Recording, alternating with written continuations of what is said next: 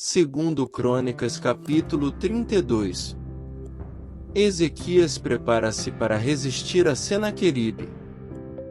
Depois de tudo que Ezequias fez com tanta fidelidade, Senaqueribe, rei da Assíria, invadiu Judá. Ele sitiou as cidades fortificadas para conquistá-las.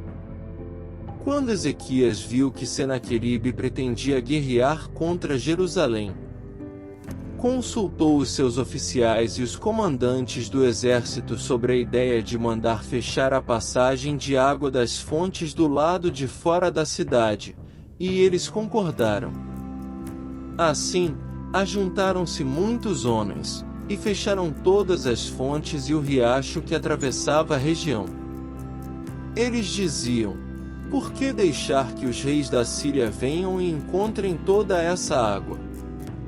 Depois, com grande empenho consertou todos os trechos quebrados do muro e construiu torres sobre ele. Construiu outro muro do lado de fora do primeiro e reforçou os muros de arrimo da cidade de Davi, e mandou fazer também muitas lanças e muitos escudos. Nomeou sobre o povo oficiais militares e os reuniu na praça, junto à porta da cidade, animando-os com estas palavras: sejam fortes e corajosos. Não tenham medo nem se desanimem por causa do rei da Assíria e do enorme exército que está com ele, pois conosco está um poder maior do que o que está com ele. Com ele está somente o poder humano, mas conosco está o Senhor, o nosso Deus, para nos ajudar e para travar as nossas batalhas. E o povo ganhou confiança com o que disse Ezequias, rei de Judá. Senaqueribe afronta Ezequias e ao Senhor. Mais tarde, quando Senaqueribe, rei da Síria, e todas as suas forças estavam sitiando Laques, mandou oficiais a Jerusalém com a seguinte mensagem a Ezequias e a todo o povo de Judá que morava lá. Assim diz Senaqueribe, rei da Síria, em que vocês baseiam a sua confiança, para permanecerem cercados em Jerusalém? Quando Ezequias diz: o Senhor, o nosso Deus, nos salvará das mãos do rei da Síria, ele os está enganando, para deixá-los morrer de fome e de sede. Mas não foi o próprio Ezequias que retirou os altares desse Deus, dizendo a Judá e a Jerusalém: vocês devem adorar diante de um só altar e sobre ele queimar incenso. Vocês não sabem o que eu e os meus antepassados fizemos a todos os povos das outras terras? Acaso alguma vez os deuses daquelas nações conseguiram livrar das minhas mãos a terra deles? De todos os deuses das nações que os meus antepassados destruíram, qual deles conseguiu salvar o seu povo de mim? Como então o Deus de vocês poderá livrá-los das minhas mãos? Portanto, não deixem Ezequias enganá-los ou iludi-los dessa maneira. Não acreditem nele, pois nenhum Deus de qualquer nação ou reino jamais conseguiu livrar o seu povo das minhas mãos ou das mãos de meus antepassados.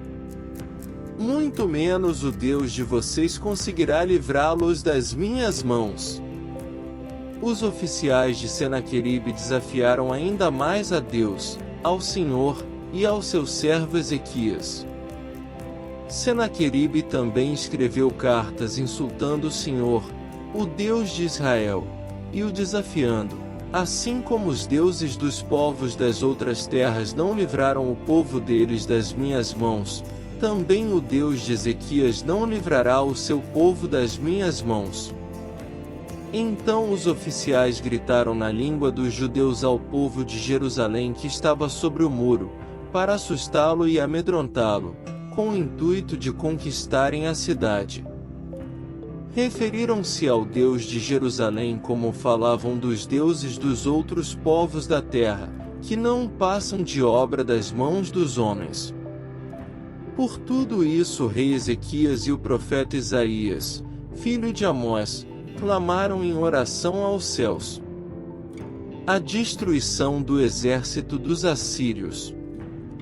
E o Senhor enviou um anjo, que matou todos os homens de combate e todos os líderes e oficiais no acampamento do rei assírio, de forma que este se retirou envergonhado para sua terra. E certo dia, ao adentrar o templo do seu Deus, alguns dos seus filhos o mataram à espada. Assim o Senhor salvou Ezequias e o povo de Jerusalém das mãos de Senaqueribe, rei da Assíria, e das mãos de todos os outros, e cuidou deles em todas as fronteiras. Muitos levaram a Jerusalém ofertas para o Senhor e presentes valiosos para Ezequias, rei de Judá. Daquela ocasião em diante ele foi muito respeitado por todas as nações. Doença de Ezequias. Naquele tempo Ezequias ficou doente, e quase morreu. Ele orou ao Senhor, que lhe respondeu dando-lhe um sinal miraculoso. Mas Ezequias tornou-se orgulhoso, e não correspondeu à bondade com que foi tratado, por isso a ira do Senhor veio sobre ele, sobre Judá e sobre Jerusalém. Então Ezequias humilhou-se reconhecendo seu orgulho, como também o povo de Jerusalém. Por isso a ira do Senhor não veio sobre eles durante o reinado de Ezequias. Possuía Ezequias muitíssimas riquezas e glória.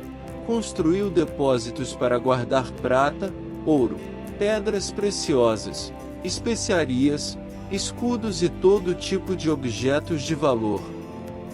Também construiu armazéns para estocar trigo, vinho e azeite, fez ainda estábulos para os seus diversos rebanhos e para as ovelhas. Construiu cidades e adquiriu muitos rebanhos, pois Deus lhe dera muitas riquezas.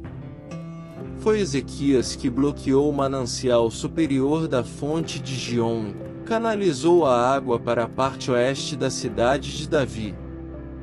Ele foi bem-sucedido em tudo o que se propôs a fazer. Mas, quando os governantes da Babilônia enviaram uma delegação para perguntar-lhe acerca do sinal miraculoso que havia ocorrido no país, Deus o deixou, para prová-lo e para saber tudo o que havia em seu coração. A morte de Ezequias.